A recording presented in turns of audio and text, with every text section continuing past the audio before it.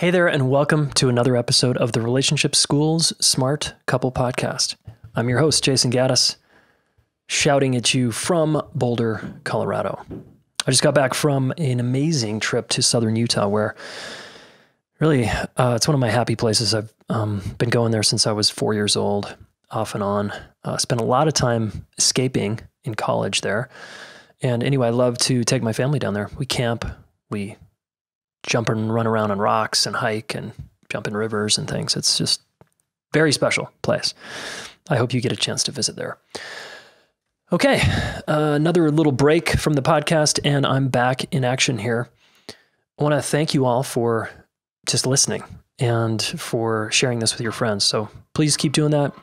Please, if you like what's happening here, leave us a review on iTunes. Okay, here's one from Schoolside 1013. This podcast has literally changed my life and perspective on relationship and human connection.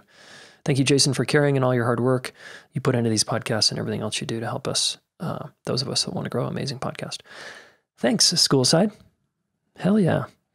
Glad to be of service here. Okay. We also had an amazing experience at Kripalu. I want to thank Kripalu in Western Massachusetts there and everybody that came out to embrace conflict and learn how to transform conflict into love. I feel like we were just getting started, but I so appreciated you all that came out. So thanks. I know many of you are listeners, so appreciating you and thinking of you right now. All right. In this episode, we are going to dive into a series on men, by men, for men. That's right. This is for the dudes, the bros, the guys. I identify as a cisgender male, so I'm assuming that's who's listening, and I know for a fact that's not all who's listening. I know there's trans people listening, there's people who don't subscribe to the gender binary, and there's plenty of women listening. So I get it, and thank you all for your ears. And I'm going to be using very heteronormative language when I'm talking about men here. So just a heads up, okay? All right. I wanted to get into a series on men because, as some of you know, I've done a lot of, quote, men's work. And men's work is like just interpersonal, emotional work to help other men become more emotionally available and competent in relationships and in life and more empowered. And you might be thinking, well, men have the power. It's the patriarchy. What do you mean? Why should we help more men? Well, most of the women I talk to complain and are hurt by the fact that men are a little behind relationally, developmentally. And so most women are invested, and we're talking about certainly heteronormative heterosexual relationships here. Most women are psyched and happy to get someone to help their man or their son or their father or their brother or their coworker, some man in their life or their boyfriend that they want to see grow up relationally. And there's a number of reasons why I believe men are behind women, generally speaking. Now, that's obviously not always true, but women have the edge on us relationally. And that's, in short here, because men are trained to value themselves over the relationship from a very young age, and they protect their hearts and guard their hearts, which we'll get into. Whereas women value putting the relationship first above their own needs. And this comes at a pretty big cost, obviously, for both genders down the road into adulthood and in relationship life. And I see this all the time in my students and clients. So we're going to talk about, here's the arc of this series, okay? We're going to talk, I'm going to do some interviews. I'm going to also just talk about my own experience working with countless men, and I'm going to talk about my own journey, as I often do, right, as a man, and how I was emotionally unavailable and why that was, and then how I figured it out and basically became more available as a guy because I wanted love deep down in my heart, right? I didn't want to stay guarded and alone. Okay, so we're going to get into the brainwashing of male conditioning. That's a big one here. I'm going to educate you on that because it's essential to learn. And I want to talk about how men indoctrinate each other. Okay. But first, in this episode, I wanted to talk about 3 types of men that will show up in partnership. So you guys that are listening, you're going to identify with one of these 3. The women are listening, you're going to be like, yeah, that's my guy, or yeah, that's my ex. And you're going to it's going to be obvious who you're going to want to be in a relationship with. Okay. All right. So before we get into the 3 types of men in partnership, just wanted to also remind you, we have an upcoming webinar, we're doing a monthly live webinar here at the Relationship School. Just go to relationshipschool.com/webinar if you want to register. And it's totally free and you can learn a lot. And in this webinar, it's all about men. And men, it's for men who want to become empowered sexually and relationally. All right. So if you're a man listening, this is for you. If you know of a man, please forward that link to him. relationshipschool.com/webinar. All right. See you there. Okay. That's in late April. Gosh, you're going to ask me the date now. All right. That's April 25th at noon Mountain Time. That's 12 p.m. Mountain Time. That's Colorado time. Okay. Would love to see you there. We often send out a replay, so if you can't make it live, come hang out with us later. Just make sure you register, all right? Okay. Yeah, we're also going to, by the way, just quick, we're going to get into some sexual issues that men experience, including erectile dysfunction. We'll talk about what you could do if you're a woman listening and that's going on for you. There's going to be a lot here. All right. We're even going to get into Me Too a little bit, toxic masculinity, what the hell is going on with men who are so perverted, and it just keeps another man like goes down every day. Another celebrity, another spiritual teacher is like caught sleeping with his students or acting inappropriately sexually. We're going to get into why all that is. Okay. So stay tuned for more episodes. First though, I want to get into just these 3 types of men in partnership, okay? So if you're a guy, I want you to ask yourself, which one am I? And if you're a woman or you're a gay man and you want to identify yourself as one of these 3 or the man you're with, great.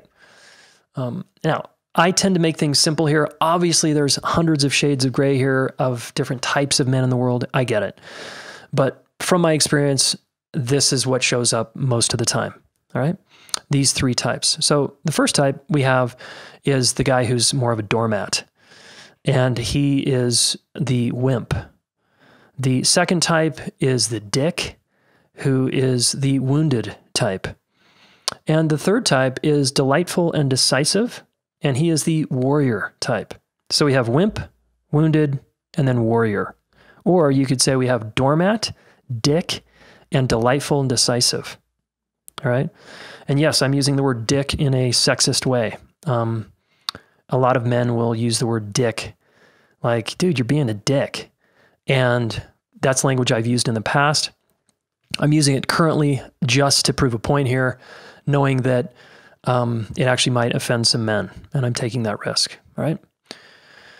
Okay. I wouldn't do the same with women, by the way. Yeah. Okay. Wimp. So the wimp is a guy who collapses typically under stress. So relationship gets hard, he runs away or collapses and goes more into his victim seat. And this is, if you're with a guy like this, you'll end up kind of taking care of him. You'll get annoyed that he's collapsing. Maybe at first you'll have a lot of compassion and he'll be kind of teary and emotional. And he'll go into self-criticism and he'll go into shame and he'll collapse. And that's becomes his default setting. And at first you might be supportive, but eventually it gets really frustrating to be with this guy. All right. Because he feels wimpy. He feels like he's collapsing. You're judging him as weak. He's judging himself that way. Just know that deep down inside, the wimpy doormat guy feels really shitty about himself. Okay. You know what I'm talking about if this is you. And you got to understand that's not that fun to be in a relationship with you, right? If you're collapsed all the time, I feel like I got to take care of you, right? And that gets old after a while. So this type of guy, if this is you, you have a hard time getting out of the shame swamp and the shame spiral. And maybe you haven't learned tools yet. Maybe you've gone to a bunch of therapy, but you just attract therapists who support your kind of victim story, kind of woe is me, poor me. And that's where you stay, right? And it doesn't bode well for your relationship life. Now, I've been this guy at times, I'm more of the other type, the wounded type. But I do collapse and I go into shame, especially around my sexuality and my past. Shame is, an easy, slippery slope. Again, shame, as we've talked about on the podcast before, is a really important, useful emotional experience. It's feedback, all right? And if us men, we listen to our shame, we can snap out of it. If we collapse into it, it can feel like an eddy in a river and like we're drowning. And then it can be very hard to climb out, especially if you don't find the right support. Men like you need to be challenged, actually. And what ends up happening is you attract either women or men in your life who overly challenge you, and then you feel more shame. Like they start to shame you for being in your shame. And like, come on. And they use, which we'll talk about, they use misogynistic and sexist comments to try to motivate you. You're being a pussy. You're so weak. You're acting like a woman. Step up, man up. That tends to be this really simplistic, sexist, misogynistic approach that doesn't ever work. All right. Shame usually begets more shame, and shaming people who already feel shame often doesn't work. So there's just more effective ways. Okay. So that's the wimp. And then we got the wounded guy. Now this is more me. All right. In my history, this guy postures. So whereas the wimp collapses, the wounded guy postures. He goes into defensiveness. And this is guys who are on the narcissistic spectrum. I get plenty of listeners who write in saying, do a podcast on how to spot a narcissist and narcissist this and narcissist that. I've done a podcast on narcissism. All right. That's episode 112 with Jeff Pincus and Rachel Cahn on how to deal with narcissism in a relationship. Okay. So feel free to listen to that. And then the podcast on shame, by the way, is episode 113, if you want to go back and listen to that. Okay. All right. I digress. So the narcissistic leaning guy. Now, again, my view of narcissism is, yes, I know what a personality disorder is. Yes, I know what access to is. Yes, I know how intense these labels can be. So I'm using this lightly, and I want to encourage you to do the same. Please don't get too attached to the word narcissism, okay? All we're talking about is a very self-absorbed, defended man who is not in his heart, and he's in his head, and he's learned to manipulate his environment to get what he wants while protecting his heart, while protecting his vulnerability. Okay, that's basically who we're talking about here. So this was me. All right, this guy is a dick. He's defensive, all right? Whereas the wimp is the doormat, this guy is a defensive dick, all right? He's just a jerk. And under stress, he can be the nicest guy in the world, and then all of a sudden he can turn on you. And this guy can be extremely challenging to be in a relationship with because he won't own his part. He'll keep defending himself. No, it's not me. I didn't do anything. It's all you. And this is where people, if you're in a relationship with someone like this, it can be crazy making because it feels like this guy turns the tables back on you and it's always your fault. And some of you might take that on. Others might, get into a power struggle with this type of dude. But this is obviously when people think of like toxic masculinity, this is who they're talking about. This is people with, again, it's a spectrum, right? So we can just be like you as a normal guy here who just gets defensive. Okay. This is you when you're hurt, you get defensive. You get angry, you get irritable. You posture over that more vulnerable, fuzzy layer of hurt because it's like, it didn't go well as a little boy when you showed yourself. And we'll talk about that in the next episode. And so you learn to like not show your woundedness, not show that really hurt part of yourself. So you got, you became defensive and jerky on top of your vulnerability. All right. So your posturing under stress, especially if a woman comes at you and blames you, or an intimate partner, you have a hard time taking responsibility for your part. Okay. That's the wounded guy. And again, this is what I did for 10 straight years in relationships. I'm fine. I don't know I don't have any problems. You have a problem. You're insecure. You're this, you're that. And I'd be like, I'm fine. Let's have another beer and stop being so dramatic, Okay. And then our third type is the warrior. All right. This is who all men aspire to be, I believe, is a warrior. You're decisive. All right. Under stress, you might posture, you might collapse because that's your default, but pretty quickly you come back to your warrior seat. And this is really where your work is. Whether you're a posturer or a collapser, a dick or a doormat, your work is to find your warrior seat and get in it as soon as possible. Because the warrior man takes responsibility for his part, and learns slowly how to soften his heart and own things. And he learns how to listen in a way his partner feels understood. This guy becomes a badass to be in a relationship with, and just who most of us want to be in a relationship with. We want a male friend that's like this. We want a male business partner that's like this. And we want a male intimate partner like this. Or a masculine, however you want to call it, a partner who is a warrior. They're delightful to be around, and they're decisive. So they're not just kind of soft and fuzzy, but they can be fierce and penetrating. Okay, both. Like I can wrestle with my kids, I can cry with my kids, I can tickle them, they can tickle me, we can be all soft. And then boom, I can set a boundary and say no and be firm and decisive. I can be driving my family out in the middle of a dirt road in the middle of nowhere, and I'm in my warrior seat because I'm protecting my family and I want to find a good campsite that's safe in a good place where everybody sleeps well. So I know how to take care of my family in the wilderness, right? That's what the warrior does, for example. Now, you may not be like me. Your setting might be different. That's fine. But you get the point here, right? The warrior is in his heart and knows how to like be a dick sometimes, and also knows how to submit. Kind of the high side of the doormat is knowing how that submission is actually appropriate sometimes, right? I was recently in a conflict with a business person, and I can submit, right? I know how to take responsibility for my part and submit and go, okay, here's where I fucked up.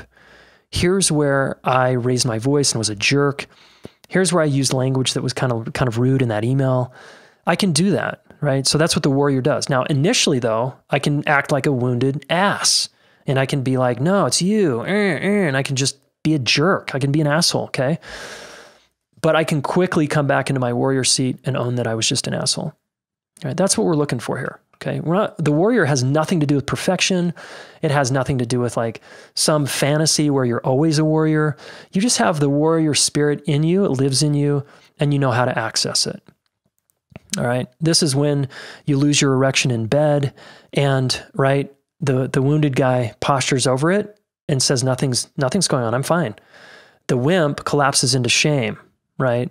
And just then you're left dealing with a guy who's in his shame, and it's like, well, what about me over here? What about my needs? The warrior goes, okay, I feel defensive. I want to deny this is going on.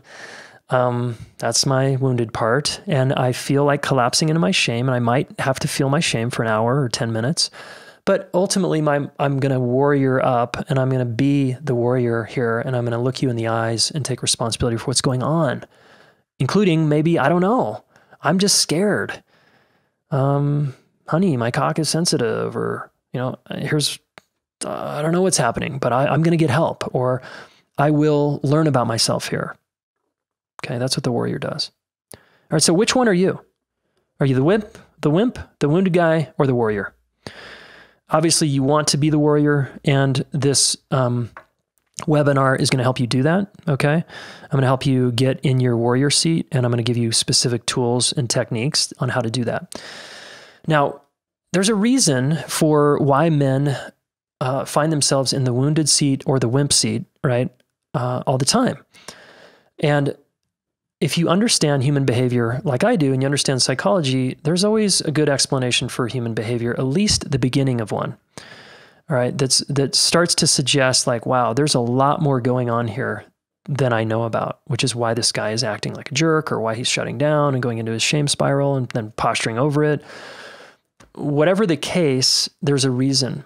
And in the next few episodes, I want to explore some of those reasons with you so that you can have a little more compassion for yourself as a man, and for the women in your life or the men in your life that love you and care about you, so that they can also have more compassion and care for you in your life. Because what we're not wanting to do here is add on more shit or fuel for you to then blame your male partner or male friend. All right? Okay, men behave, even the most fucked up male behaviors, if we understood where they come from, we might start to, it might start to make sense, okay? It doesn't make it right or wrong, and it has nothing to do with right or wrong, okay? This is not a moralistic conversation.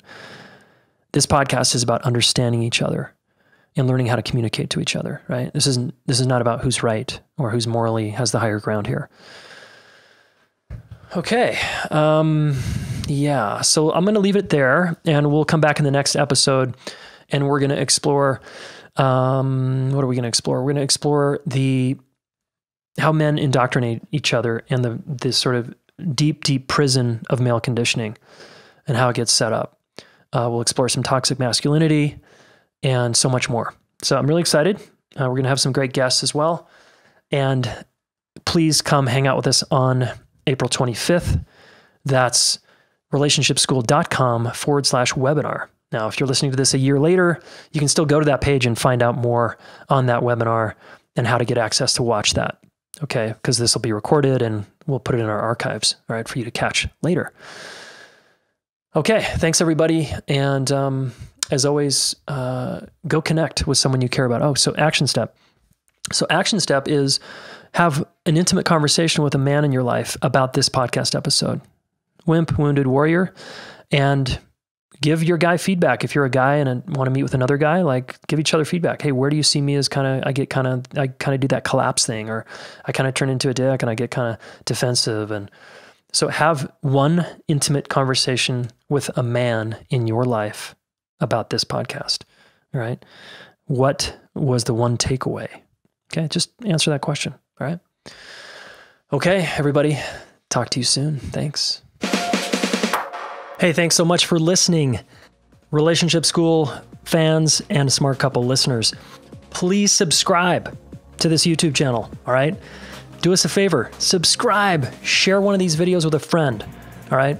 We want to help the planet get their act together around relationships, and you are one of them, so thank you.